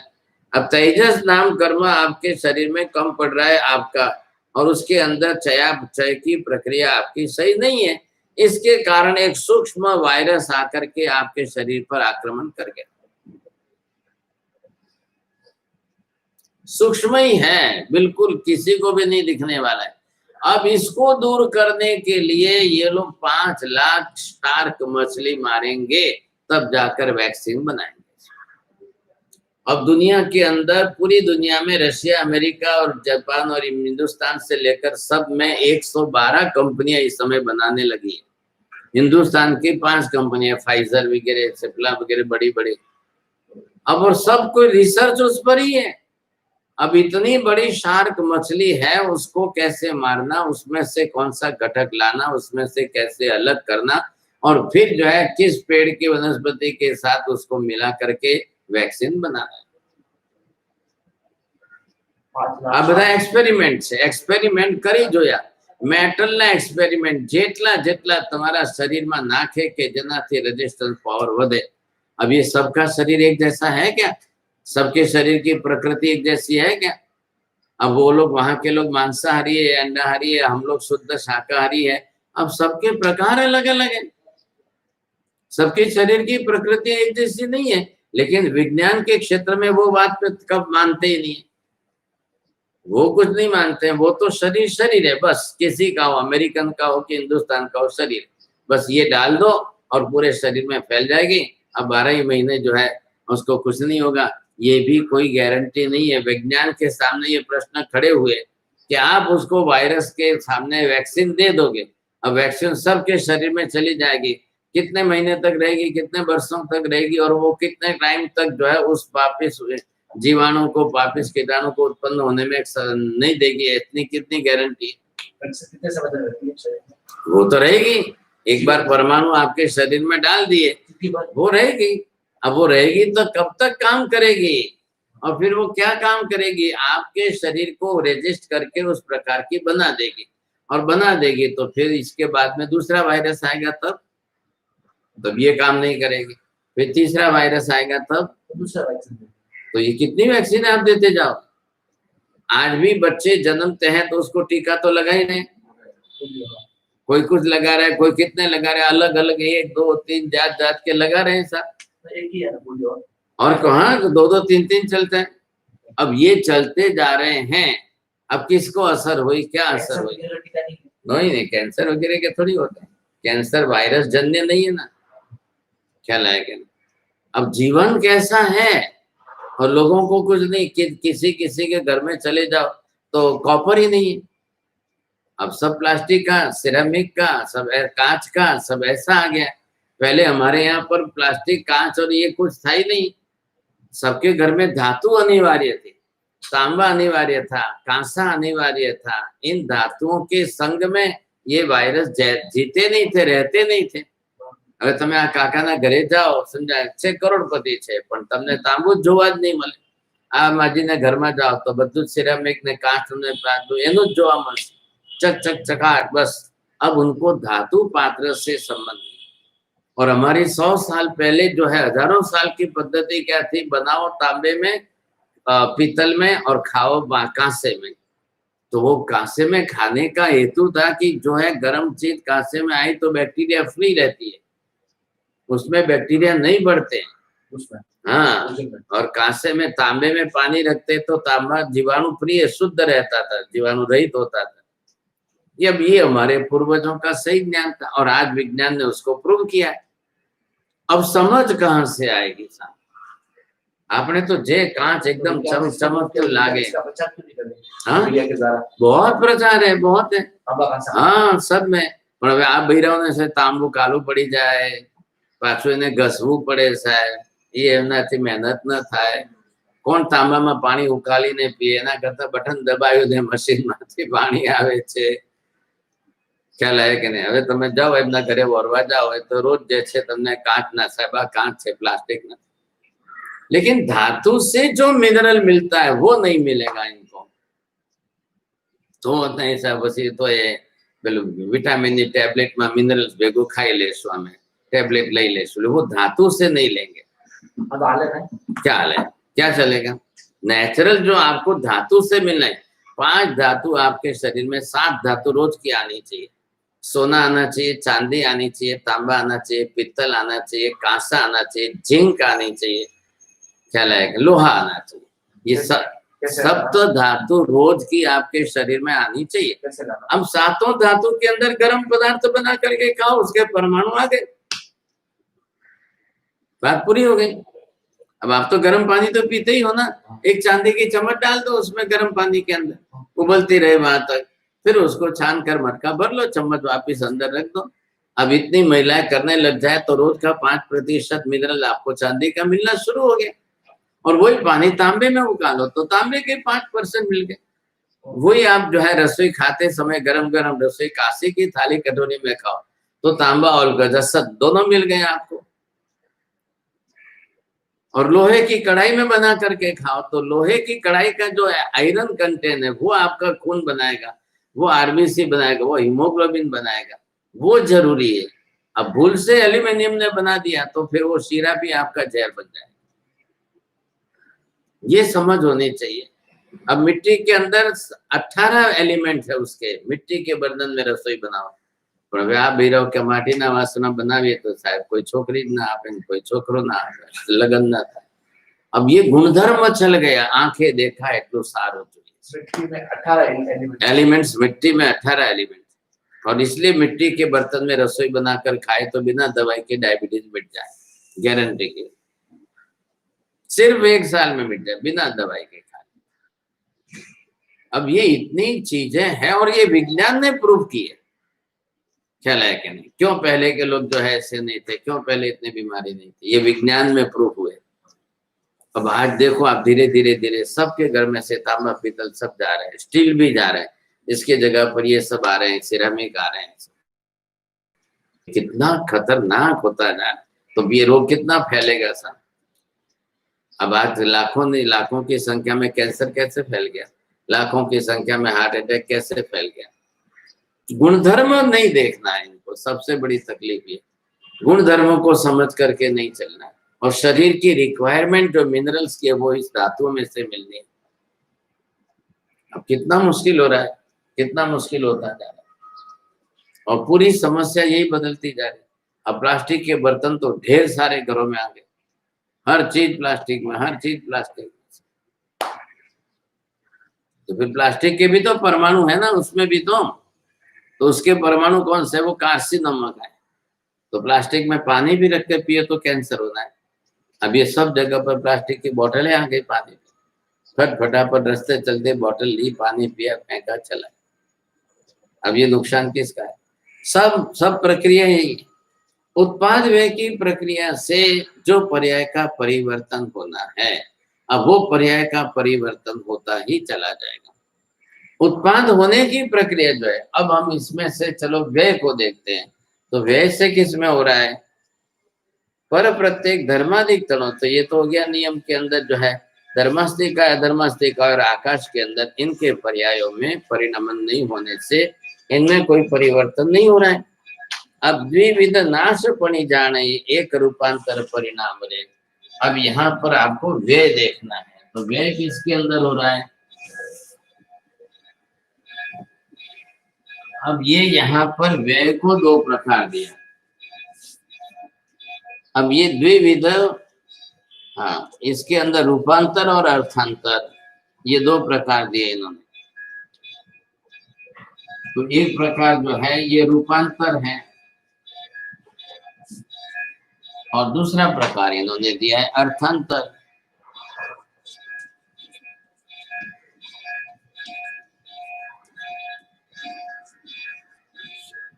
अब ये दोनों प्रकार बदल रहे हैं, बरोबर। अब ये दोनों प्रकार पर्याय का परिवर्तन किससे हो रहा है? इधर इसको देखो, व्यय होने से। तो ये 24वीं गाथा इन्होंने क्या कहा है? अपनी द्विविध नाश पण जाने एक रूपांतर परिणाम रे, अर्थांतर भाव गमन बले बीजो प्रकार अभिराम रे। अब ये इस तरह से जो है रूपांतर गमन और अर्थांतर भाव गमन, ये दो जो है प्रकार के व्यय बताए, नाश की प्रक्रिया।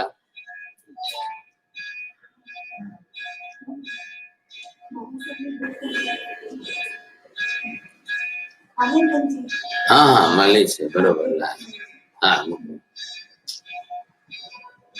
अब ये जो है उत्पाद व्यय की प्रक्रिया में व्यय प्रयोग, वस्तु के उत्पाद में प्रयोग जनित और विश्रसा, इस तरह से दो भेद। अब व्यय के दो प्रकार बताए, रूपांतर और अर्थांतर भाव गमन। अब प्रति समय इधर देखो, आकाश धर्मास्तिका में वहां पर भी गए तो व्यय तो होना है ना। जहां जाकर के जीव ने जो उत्पाद किया वहां वो प्रक्रिया प्रकार बना और उससे वापिस व्यय होगा कि नहीं होगा? ख्याल आएगा। तो जो जीव यहाँ से देवलोक में आकर देव बना तो वर्षों के बाद आयुष्य पूरा होगा, वो वहां से जाएगा कि नहीं जाएगा? तो आकाश इतना बड़ा क्षेत्र है, तो इतने बड़े क्षेत्र के अंदर उसको वापिस जो है स्थानांतर गमन ख्याल है। अब परमाणु के अंदर रूपांतर, परमाणु में वर्ण गंध रस स्पर्श है तो रूपांतर बदल गया।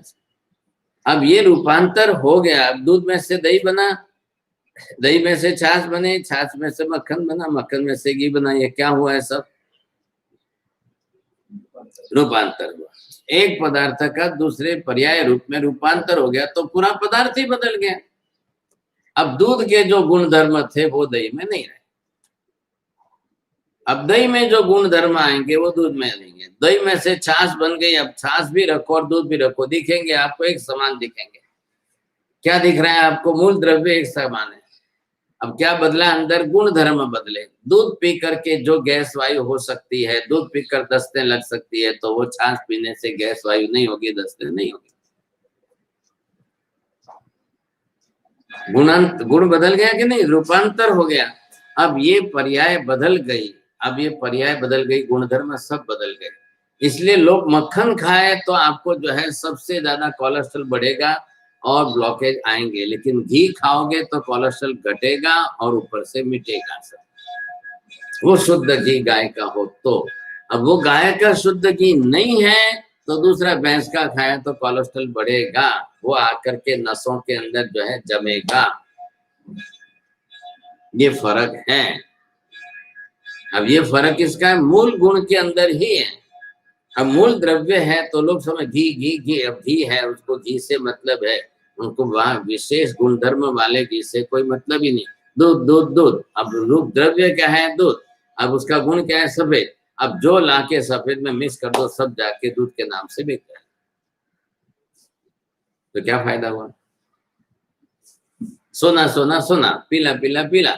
अब पीला पीला देख करके कर लो, तो कोई भी ला करके जिसमें भी पीलापन आता है लाओ। अब एल्यूमिनियम को भी रंग दिया, पीलापन लाया, वो भी ला करके डाल दो तो वो भी बन जाए। प्लास्टिक के अंदर पीलापन ला करके ऐसी चमक बना दी सोने के नाम से, वो भी चल जाए। अभी तक लोग सुनते थे कि सोने के दागिने बनते, अब आते आते कास्टिंग दागिने जो है पीतल के बनने लगे। अब पीतल में एल्यूमिनियम मिक्स करके करने लगे तो हल्के बनने लगे। अब उसके बजाय भी प्लास्टिक के दागिने बना करके ऐसी डिजाइन मशीन से, कंप्यूटर से प्रेस करके दे दो तो वो भी बन जाएंगे साहब, वो भी चलने लग गए। प्लास्टिक। हाँ, उनको तो फोटो खींचना है ना। अब ये सब सिनेमा नाटक वगैरह आते हैं तो 2 मिनट के लिए पहन लिया, फोटो खींच लिया, निकाल के फेंक, चल रहा है। अब क्या करेंगे? पर्याय का परिवर्तन, पर्याय का परिवर्तन। अब ये होता जाएगा, रोज का होता जा रहा है। अब निकाला क्या इन्होंने? सब disposable, use and throw, use and throw, disposable, उपयोग करो फेंक दो, उपयोग करो फेंक दो। अब उसकी कोई कीमत ही नहीं गिनना। अब इसका क्या होगा? पर्यायों का परिवर्तन होकर के अब ये जब इतने ज्यादा बढ़ जाएंगे, इतने ज्यादा बढ़ जाएंगे, ओवर हो जाएंगे, तब लोगों के सामने सिर दर्द खड़ा हो जाएगा। क्या करेंगे? उसका इतना कचरा हो रहा है प्लास्टिक का। हाँ, पर्याय का परिवर्तन है ना आखिर तो वो जो रूपांतर रूपांतर होता ही नहीं है। हाँ? प्लास्टिक का कोई रूपांतर नहीं होता। उसको रूपांतर होने में 1000 साल लग जाएंगे। हाँ होता है 1000 साल। हाँ, अब 1000 साल तक वो पदार्थ अपना कितना पर्यावरण कितना बगाड़ेंगे।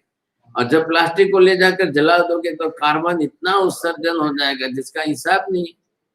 पर्याय तो परिवर्तन तो होगा ही, तब क्या करेंगे सर? अब ये प्रक्रिया पूरी चल रही है। अब इसको जो है परिणमन की प्रक्रिया, अब पर्यायार्थी, अब इसको समझने के लिए आपको दोनों नए बीच में लाने हैं। अर्थांतर, हाँ, अर्थांतर आवे तभी ये आवश्यक।